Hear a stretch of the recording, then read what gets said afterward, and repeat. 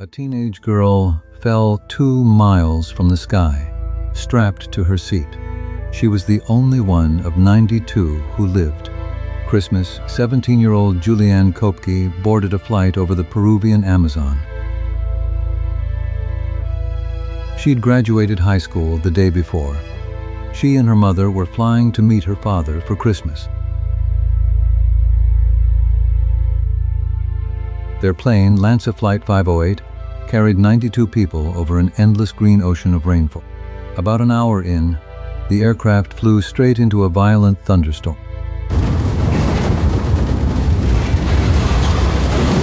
Turbulence hammered the cabin. Then a bolt of lightning struck the plane. At 21,000 feet, the aircraft came apart in the sky. Julianne, still strapped into her seat, was suddenly falling. 2 miles above the jungle. She spun through open air, the roar of the storm around her, and then everything went black. She woke the next morning, alone, on the floor of the rainforest, still buckled into her seat. Somehow, impossibly, she was alive. She was the only survivor of the 92 aboard. Her injuries were severe: a broken collarbone, a deep gash on her arm, a torn knee, one eye swollen shut. Her glasses were gone. One shoe was missing, and her mother was nowhere to be found. She was a 17-year-old girl, half-blind and injured, alone in one of the wildest places on Earth. But Julianne was not entirely unprepared. Her father was a biologist who studied this very jungle. She remembered one piece of his advice: if you're ever lost, find running water and follow it down. A small stream leads to a creek leads to a river, and a river leads to people. So she found a trickle of water in the forest, and she began to walk. The jungle pressed in, towering trees, tangled vines, and the constant hum of insects. She waded down the middle of the streams, away from the banks where snakes and caiman waited. She had almost nothing to eat.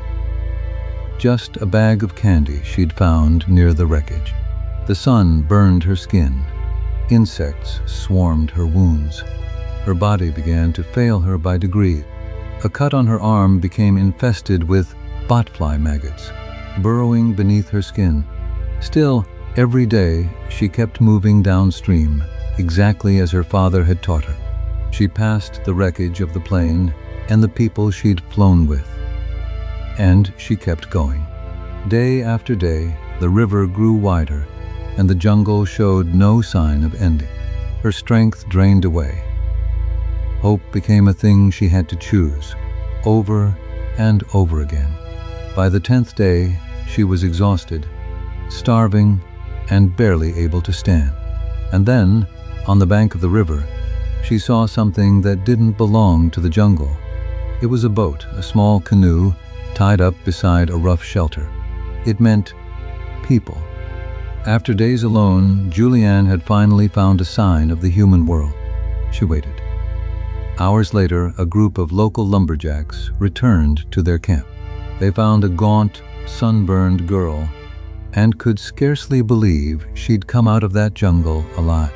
They tended her wounds and, knowing her father's trick, poured fuel on the cut to drive the maggots out. Then they loaded her into the canoe for an 11-hour journey down the river toward help. From there, she was flown to a hospital.